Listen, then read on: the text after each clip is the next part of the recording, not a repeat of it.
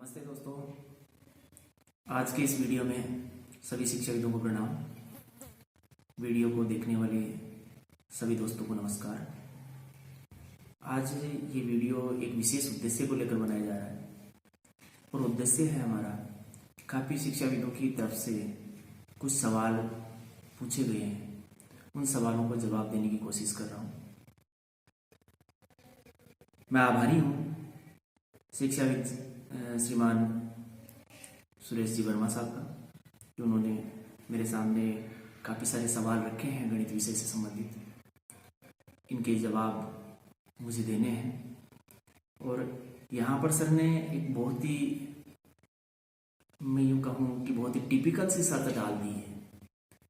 उन्होंने कहा है कि गणित के जो सवाल मैं यहाँ पर आपसे कर रहा हूँ, उन सवालों के जवाब आपको ऐसे देने हैं जैसे कि जिसको कि एक आम व्यक्ति जो गणित को नहीं पढ़ता है वो भी उनको समझ सके। कोशिश करता हूँ मैं इन सवालों के जवाब देने की। देखिए सर, आपका पहला सवाल है, गणित के सरल शब्दों में परिभाषा कीजिए। सर देखो, गणित में यहाँ पर ये कहना चाहूँगा कि गणित एक ऐसा विषय है जो किसी परिभाषा में बनने वाला विषय नहीं है, लेकिन फिर भी हम आम बोलचाल की भाषा में यूं कह सकते हैं कि गणना करना गणित है। ये परिभाषा इस प्रकार से मैंने कही है कि आप गणना को केवल काउंटिंग नहीं समझें, केवल गिनती करना नहीं समझें, इसमें उन सब चीजों को शामिल किया जाएगा जिसमें गणित की सारी संक्रियाएं हैं, गणित की सारी क्रियाविधि हैं, गणित की सभी साइड्स हैं, गणित की सभी ब्रांचेज हैं। तो गणित एक छोटा विषय नहीं है, इसलिए इसको एक छोटी सी परिभाषा में बांधना मैं समझता हूं उचित नहीं होगा। लेकिन फिर भी हम यहां पर ये कह सकते हैं कि सुबह उठने से लेकर सोने तक या पूरे दिन में जितनी भी क्रियाएं होती हैं उनमें कहीं ना कहीं गणित का उपयोग अवश्य होता है। बिना गणित के उपयोग के हम जीवन को चला ही नहीं सकते। और यहां बात यह भी है कि इतना सारा सब कुछ होने के बावजूद भी आज गणित विषय को इतना कठिन क्यों माना जा रहा है? इसके पीछे कोई ना कोई कारण तो रहा होगा। इन्हीं सभी कारणों का जवाब देने के लिए आज उपस्थित हैं। देखो सर का एक सवाल है कि गणित के कई प्रकरण जीवन उपयोगी और जीवन अनुकूल नहीं है। ऐसा लगता है कि फिर भी उन सब के अध्ययन के लिए बालक विवश क्यों है? ये सवाल बहुत ही अच्छा सवाल है सर का, कि गणित के कुछ प्रकरण हैं जो जीवन उपयोगी और जीवन अनुकूल नहीं लगते। हाँ, हो सकता लगते नहीं हो, लेकिन गणित का ऐसा कोई प्रकरण है ही नहीं जो जीवन उपयोगी ना हो या जीवन के अनुकूल नहीं हो। गणित के सभी प्रकरण जीवन उपयोगी और जीवन अनुकूल हैं, लेकिन हमें कहीं ना कहीं उसके उस उपयोग को सही प्रकार से काम में नहीं ले रहे, या गणित ने जो कहा है उसके अनुसार हम चलने की कोशिश नहीं कर रहे। हमने गणित को किसी अलग तरीके से समझने की कोशिश की है और वहां कहीं ना कहीं जाके गड़बड़ हो रही है। इनमें मैं यहाँ पर ये बात कर सकता हूँ कि जैसे आपने इन विषय के बारे में कहा है कि कुछ चीजें हो सकती हैं, आप मान सकते हैं कि वो जीवन उपयोगी नहीं है, लेकिन फिर भी मैं यहाँ पर कहूँगा कि एनसीईआरटी ने हमें गणित के पाठ्यक्रम में, जो कक्षा 10 तक का गणित का पाठ्यक्रम है, उसको ये कहा है कि ये अनिवार्य है। एक बच्चे को जो पढ़ रहा है, एक बालक जो पढ़ रहा है, उसको कक्षा 10 तक की गणित विषय में जितने बातें दी हैं या जितने प्रकरणों की बात की गई है वो आवश्यक है, उनका जीवन में कहीं ना कहीं जरूर उपयोग होना है। अब मैं एक छोटी सी बात करता हूं कि जैसे मैं ये कह सकता हूं कि गणित को साहब आप यहां से यूं मान लीजिए कि अंकगणित विषय जो है हमारा, वो मुख्य रूप से हमें काम में रोज दिन प्रतिदिन की दैनिकचर्या में वो काम में आता है। लेकिन आप यहां पर ये कहेंगे कि बीजगणित विषय तो हमारे काम में नहीं आता। देखिए, पहली बात मैं यहाँ पर ये कहूँ कि गणित की हर ब्रांच एक दूसरे से जुड़ी हुई है।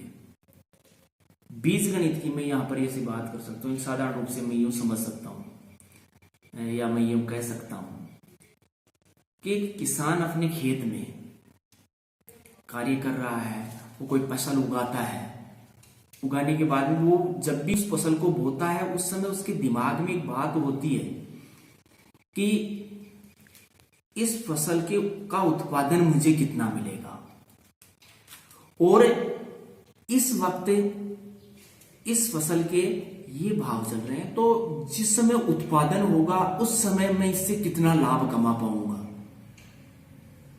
ये सारी बातें आप कहां से क्लियर करेंगे? बीजगणित विषय में इनको बहुत ही अच्छे से कहा गया कि आप बीजगणित विषय में कोई चर राशियां लेते हैं, उन चर राशियों को कि पहले से हमें ज्ञात नहीं होता कि उसका वैल्यू कितना होता है, लेकिन किसी एक रिलेशन में बंधने के बाद में जब हम उसको कैलकुलेट करते हैं तो उसके बाद में हमें रिजल्ट प्राप्त होता है। तो ये सारी विधाएं हमें बीजगणित सिखाता है। ऐसे ही हम ज्यामिति विषय की बात कर लें तो ज्यामिति विषय में आप यहाँ पर ये कह सकते हैं साहब कि जो सैद्धांतिक ज्यामिति हमारी यहाँ पर चल रही है जो गणित विषय में, उसको हम ये मान सकते हैं कि ये जीवन उपयोगी नहीं होगी, लेकिन है।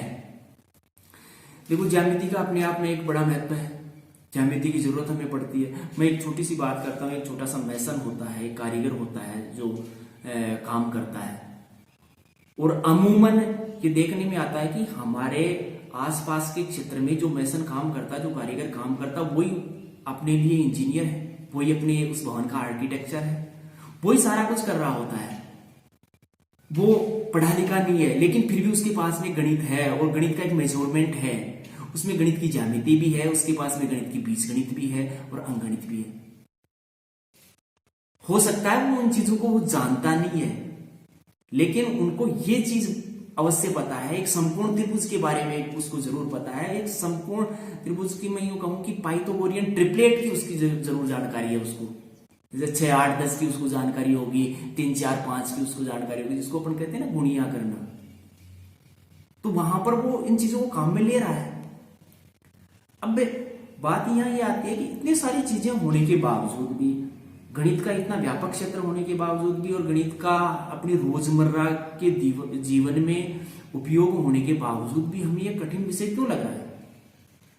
देखिए, कठिन विषय लगने के पीछे इसका एक कारण है, बहुत ही बड़ा कारण है, और मैं मानता हूं कि इस गणित को हमने बच्चों के सामने सही प्रकार से एक्सप्रेस किया नहीं।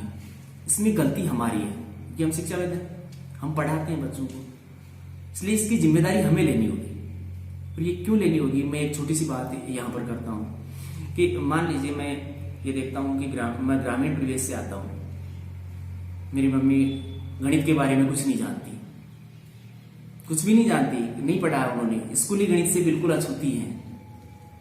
लेकिन आज उनको आप कहिए कि आप 52 और 54, आपने उनको 52 रुपए दिए, 54 रुपए दिए, आप उनको कहिए कितने हो गए, तो उनके पास में एक सीधा सा गणित कैलकुलेशन करने का एक अंदाज है उनके पास में। वो 50 को 50 के साथ में जोड़ते हैं, 100 बनाते हैं, और जो ऊपर के 2 हैं और इधर जो 54 में जो ऊपर के 4 हैं उनको अलग से जोड़ते हैं, और 4 और 2 6 बनाते हैं, और इस प्रकार से वो उनका जोड़ 106 कर लेते हैं। तो गणित का एक अपने आप में एक मनोविज्ञान है, जिस मनोविज्ञान को हमने कहीं छोड़ दिया है, और उस मनोविज्ञान को छोड़ देने के कारण से आज हमें ऐसा लग रहा है कि हाँ, गणित कठिन विषय हो गया है। अब मैं यहां पर यह भी बात करूंगा कि गणित जो विषय है, ये माना गया कि ये एक अमूर्त विषय है। फिर वही बात आ जाएगी और सर फिर से मेरे को कहेंगे कि मुझे वो डिफिकल्ट शब्द यहां पर काम में नहीं लेना है, तो मैं साधारण रूप से बात करता हूं कि गणित एक ऐसा विषय है कि इसमें कोई मूर्त नहीं बनती, कोई चित्र नहीं बनता। जैसे फॉर एग्जाम्पल मैं यहाँ पर ये कहता हूँ 2 + 3 = 5, तो एक 2 का मैंने इस प्रकार का एक डायग्राम बनाया, +3 = 5। तो वहां पर उसकी कोई पिक्चर नहीं बन रही, 2 के लिए मैं एक सिंबल, जो मैं सांकेतिक भाषा जो उपयोग में ले रहा हूं गणित के लिए, उसको मैं लिख रहा हूं। और वहां पर यदि मैं यहाँ ये बात करूं कि जब बच्चा हमारे पास में शुरुआत में आता है, प्राथमिक कक्षाओं में, छोटी कक्षाओं में जब बच्चा आता है, तो उस समय हमारे से एक बहुत बड़ी गलती होती है गणित विषय सिखाने में। वो गलती क्या होती है, हम जैसे ही बच्चा हमारे पास में आता है, हम उसके सामने लिख के 1 2 ये लिख के उसके सामने छोड़ देते हैं और एक ऐसा चित्र उसके सामने बना देते हैं कि उसका कोई अर्थ वो नहीं समझ पा रहा है, जबकि वो बच्चा जो हमारे पास में आ रहा है वो छोटी मोटी काउंटिंग करके आ रहा है, वो घर में चीजों को गिन रहा है कि मेरे पास में 2 टॉफी हैं, मेरे पास में 3 टॉफी हैं, मेरे पास में इससे भैया से ज्यादा पेन है, मेरे पास में भैया से कम चॉकलेट है। इतनी चीजें, गणित की इतनी सारी चीजें लेके आ रहा हूं, बावजूद इसके हम उसके मनोविज्ञान को सीख ही नहीं पा रहे हैं, हम उसके मनोविज्ञान को टच ही नहीं कर रहे हैं और अपनी ओर से उसके ऊपर गणित को यूं लादा जा रहा है।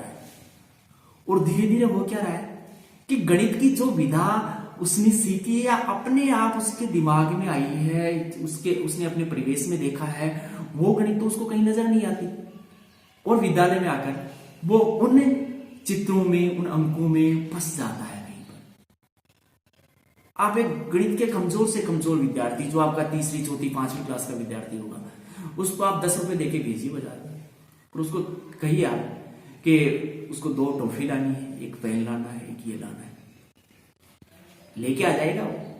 उसके बाद में उससे जवाब कीजिए, क्वेश्चन कीजिए, आप उससे पूछिए कि कितने कितने रुपए के आप ये सामान लेके आए, आपके पास में कितना बचा है, सारी चीजें वो समझा देगा। जबकि आप गणित का जब भी पेपर देते हैं उसमें आप उसको 0 नंबर प्राप्त होता है। क्यों हो रहा है ऐसा? सोचना पड़ेगा आज अपने को इस बात पर। वो इसलिए हो रहा है कि गणित का जो वास्तविक मनोविज्ञान है वहां तक हम पहुंच के और बालक को अध्ययन नहीं करवाया जा रहा है। अभी मैं थोड़े दिन पहले की बात करूं, निष्ठा के ट्रेनिंग शिविर चल रहे थे, उनमें एक शिक्षाविद ने सवाल किया कि सर प्राइमरी सेक्शन में तो गणित कोई भी पढ़ा देगा, बस दिक्कत हमारी वहीं से शुरू होती है, प्राथमिक लेवल पर गणित कोई भी पढ़ा देगा, वहां एक बहुत बड़ी दिक्कत हो रही है। और वो जो स्ट्रेटजी हमने बना रखी है, वो धारणा हमने बना रखी है, उस धारणा को बदलना होगा, हमें उस मनोविज्ञान को समझना होगा।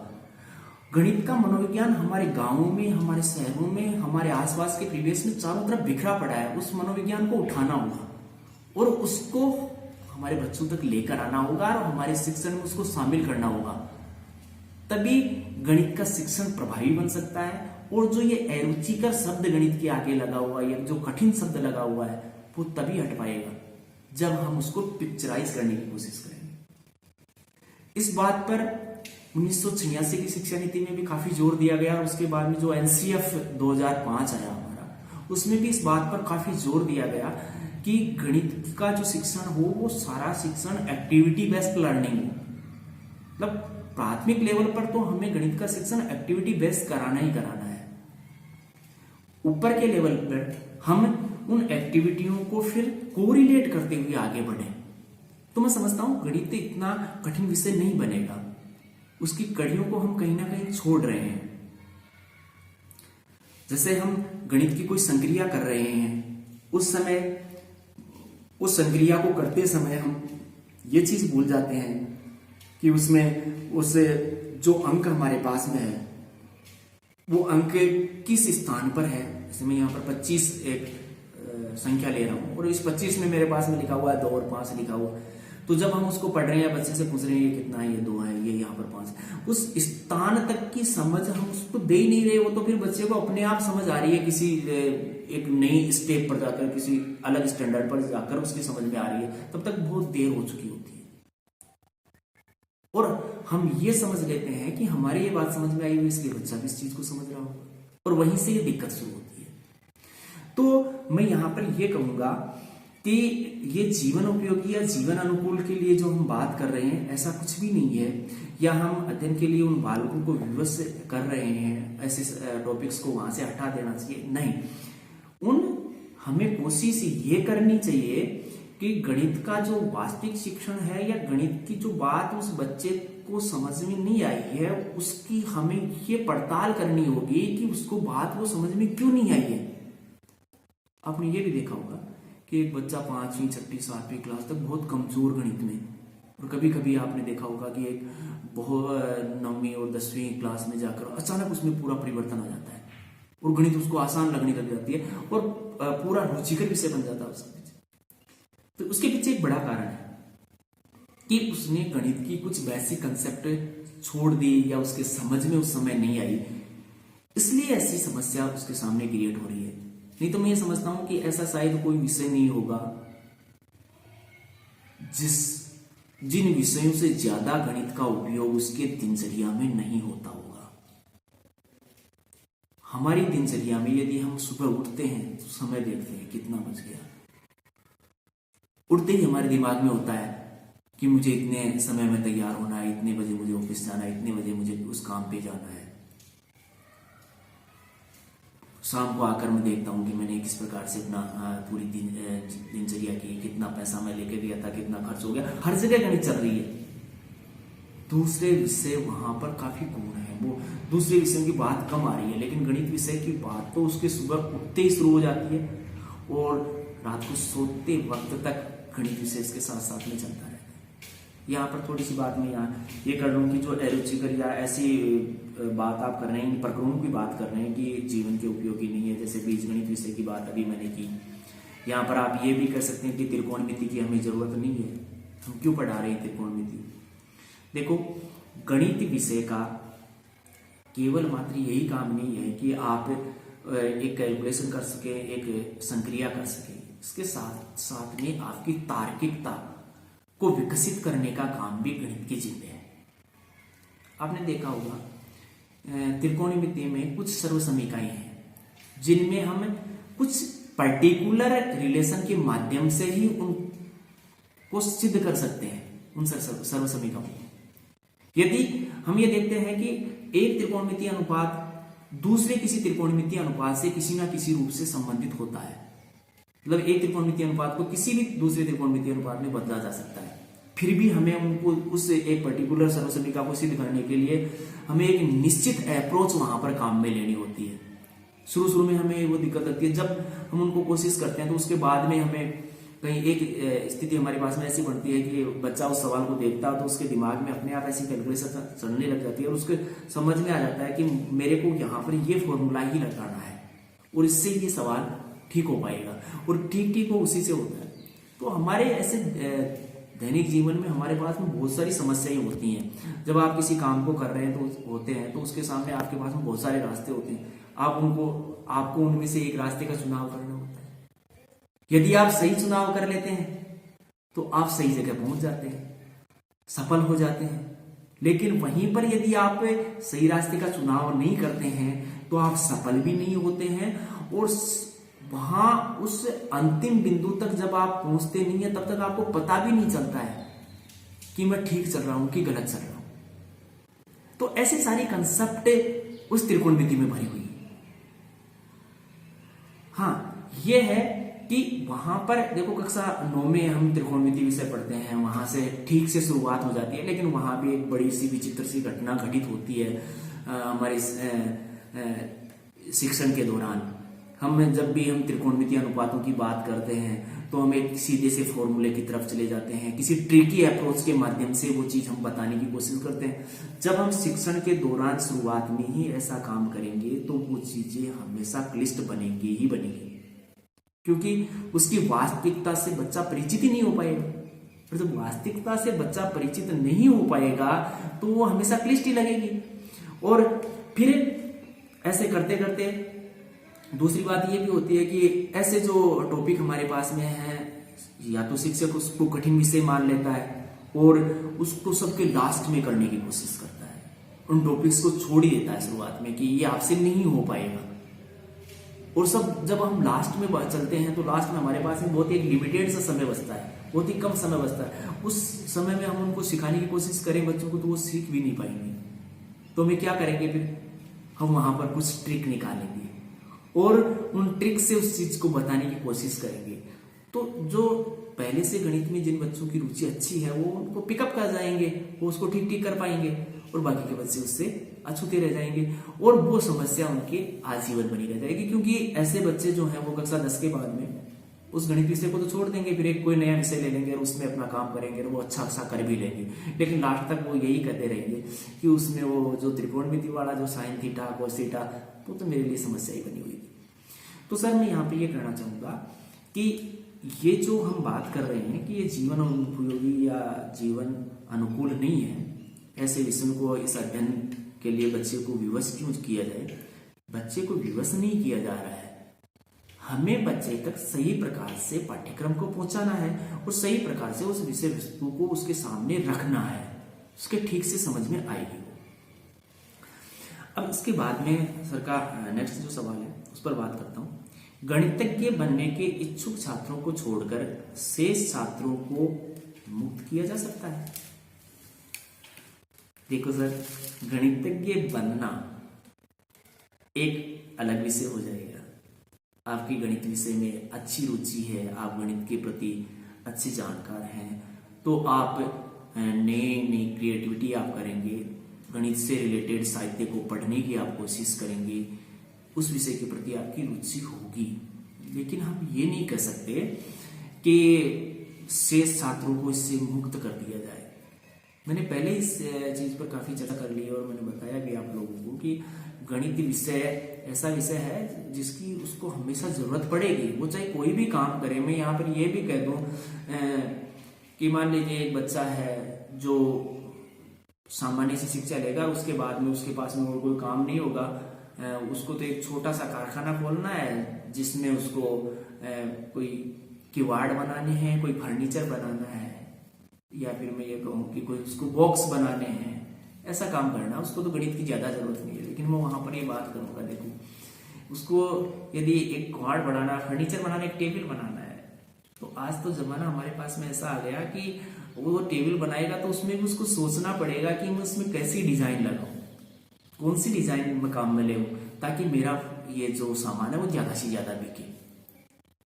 तो श्योरली उसको स्टैटिक्स की जरूरत होगी, बहुलक की जरूरत होगी। आम लोग, ज्यादातर लोग कौन सी चीज पसंद कर रहे हैं, पड़ेगी ना, मेंसुरेशन की जरूरत पड़ेगी उसको। कोई भी क्षेत्र ले लीजिए, कोई भी क्षेत्र आपके पास में है जिसमें आप ये माने कि हाँ इसमें तो गणित की जरूरत नहीं पड़ेगी, ऐसा हो ही नहीं सकता कि गणित की जरूरत ना पड़े। और गणित की इन सामान्य सी चीजों की जरूरत उनको पड़ती रहेगी। हाँ, यदि वो किसी पर्टिकुलर क्षेत्र में चला जाता है तो उसके पास में हो सकता है कि गणित का वो दायरा उसके पास में लिमिटेड हो जाए। लेकिन हमें कक्षा 10 तक इस बात का भी ख्याल रखना है कि एक बच्चा किसी भी क्षेत्र में जा सकता है, चाहे वो गणित आगे रखे या फिर नहीं रखे, उसका भी अपने को ख्याल रखना है। और एक गणित का अच्छा गणितज्ञ बनने की कोशिश करेगा, एक अच्छा वैज्ञानिक बनने की कोशिश करेगा, उन चीजों को भी हमें शामिल करना है। तो इसलिए हम बालक को विवश नहीं कर रहे हैं, वो उसकी आवश्यकता है, उन आवश्यकताओं की पूर्ति करने के लिए ऐसा किया जा रहा है। अगला सवाल है, जटिल संप्रतियों की उपयोगिता और व्यवहारिक उपयोग को छात्रों के समक्ष स्पष्ट क्यों नहीं की जाती? हाँ बिल्कुल, यही तो बात हम कर रहे हैं कि जो ये जटिल संप्रतें हैं, मैं यही बात कर रहा था यहाँ पर कि जैसे त्रिकोणमिति या सैद्धांतिक ज्यामिति की हम बात करते हैं, तो यदि हम उसके वास्तविक मूल को उनके सामने रखें, वास्तविकता उसके लिए हमें किसी प्रकार का कोई उस प्रकरण को प्रस्तुत करने के लिए हम हमारा एक अच्छा सा टूल या टीचिंग टूल यदि हम काम में लें और उसको अच्छे से उसको खोल के उसका पूरा एनालिसिस करके उसको बताया जाए, तो जरूर वो चीज उसके स्पष्ट भी होगी। और ऐसा मैं मानता हूं कि ऐसा नहीं किया जा रहा। इसके बहुत सारे कारण हो सकते हैं कि हमारा सिलेबस काफी लंबा हो सकता है जिसमें गणित का शिक्षक चाहते हुए भी ऐसा काम नहीं कर पाता है, तो उससे बहुत सारी समस्याएं हो सकती हैं। लेकिन आपका सवाल अच्छा है कि जटिल संप्रतियों की जो उपयोगिता है और उनका जो व्यवहारिक उपयोग है वो छात्रों के सामने अवश्य स्पष्ट होना ही चाहिए, तभी इसमें रुचि बढ़ेगी। इसके बाद में इसके जटिल और अरुचिकर होने की धारणा को कैसे तोड़ा जा सकता है? बिल्कुल ठीक कहा। आपका अंतिम प्रश्न है, इसके जटिल और अरुचिकर होने की धारणा को हम इस प्रकार से तोड़ सकते हैं कि गणित के वास्तविक ज्ञान की ओर बच्चे को ले जाया जाए। उसकी प्राथमिक लेवल पर जब गणित का शिक्षण करवाया जाए तो एक्टिविटी का सहारा ज्यादा से ज्यादा लिया जाए, और उसके साथ में ये भी देखा जाए कि वो गणित विषय के बारे में बच्चा क्या सोचता है, उसके जो बाल मनोविज्ञान है उसको भी हमें समझना पड़ेगा। जब हम उसको समझ लेंगे, अब देखो यहां पर मैं यहाँ दो बातें करना चाहता हूं। जरूरी नहीं है कि गणित की जो शिक्षण विधा आप एक बालक के लिए काम में ले रहे हैं वो दूसरे बालक के लिए भी ठीक ही बैठे। फॉर एग्जाम्पल, मैं एक ग्रामीण परिवेश से आने वाले बालक और एक शहरी परिवेश से आने वाले बालक को मुझे काउंटिंग सिखानी है। अब मैं किताब को लिखते वक्त तो उसमें कोई एक एग्जाम्पल लूंगा, तो उस एग्जाम्पल में हो सकता है कि मैं किस परिवेश से आया हूं वो एग्जाम्पल मैंने डाल दिया हो, और मैं यहाँ पर ये कहूँ कि मेरे पास में 4 सोया स्टिक्स हैं। ग्रामीण परिवेश का बच्चा जानता है कि ये सोया स्टिक्स होती क्या है। तो आप जिस परिवेश का बालक है उसके लिए गणित शिक्षण में उसी प्रकार की विधाओं का उपयोग कीजिए। यदि ऐसा हम कर पाते हैं तो गणित विषय को वास्तव में हम रुचिकर बना पाएंगे, और जो ये धारणा है हमारी, जो ये अरुचिकर जो विषय बना हुआ है, इस धारणा को तोड़ा जा सकता है, और ये तोड़ना पड़ेगा अपने को। मतलब मैं यहाँ पर अंत में यही कहूंगा कि गणित कोई अरुचिकर विषय नहीं है। इसके लिए हमें ज्यादा मेहनत करनी पड़ेगी, ये जिम्मा हमें लेना होगा। जो गणित शिक्षण करवा रहे हैं उन शिक्षाविदों से भी मेरा अनुरोध रहेगा कि हम यदि इस मुद्दे पर बात करें, इस पर सोचें, हम हमारा लेसन पहले से डिजाइन करें, हमारे बच्चे हमारे फोकस में रहें कि बच्चे किस प्रकार से समझ पाते हैं। आपके पास में जो बच्चे हैं वो अलग टाइप से समझ पाते होंगे, मेरे पास में जो बच्चे हैं वो अलग टाइप से समझ पाते होंगे। तो मेरी शिक्षण की विधा कुछ अलग हो सकती है, आपकी शिक्षण की विधा कुछ अलग हो सकती है। यदि हम ऐसा प्रयास करेंगे तो ऐसी धारणाओं को हम बिल्कुल तोड़ पाएंगे। साथियों, आज बहुत सारी चर्चा हो गई इसमें।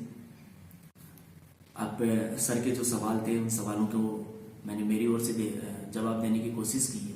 हो सकता है आप इन सवालों से संतुष्ट ना हो, लेकिन आपको पूरा अधिकार है कि आप भी इन सवालों पर अपना कमेंट जरूर करें। और साथियों, मैं यहाँ पर एक बात आपको और कहना चाहूँगा कि मेरे वीडियो के बारे में या आप मेरे से जो सवाल जवाब करते हैं, मेरे व्हाट्सएप नंबर पे आप सवाल जवाब करते हैं, तो उससे क्या होता है कि हम इंडिविजुअल तो जवाब दे पाते हैं। आपके जवाब, आपने क्वेश्चन किया मैंने उसका जवाब दिया, या मैंने क्वेश्चन किया आपने उसका जवाब दिया। तो मैं ऐसा नहीं करके इस चैनल के माध्यम से ही आप लोग कमेंट करें। जरूरी नहीं है कि आप इस वीडियो को लाइक करें, शेयर करें, इसकी आवश्यकता नहीं है। हम पहले ये देख लेंगे कि हम जो आपस में जो डिस्कस कर रहे हैं वो ठीक से हो पा रही है कि नहीं। तो आप इसी के कमेंट बॉक्स में आप जो भी आपको प्रश्न करना है उस पर करें, ताकि हमारे बहुत सारे लोगों के सवाल जवाब आएंगे, तो हम इस गणित विषय को और भी ज्यादा रुचिकर बनाने की कोशिश करेंगे। फिर से सभी दोस्तों का बहुत बहुत अभिनंदन, स्वागत। आप इस चैनल पर यदि नए हैं तो सब्सक्राइब करें। अपने सुझाव इस चैनल पर आप अवश्य संप्रेषित करें। आपका दिन शुभ हो। जय हिंद, जय भारत।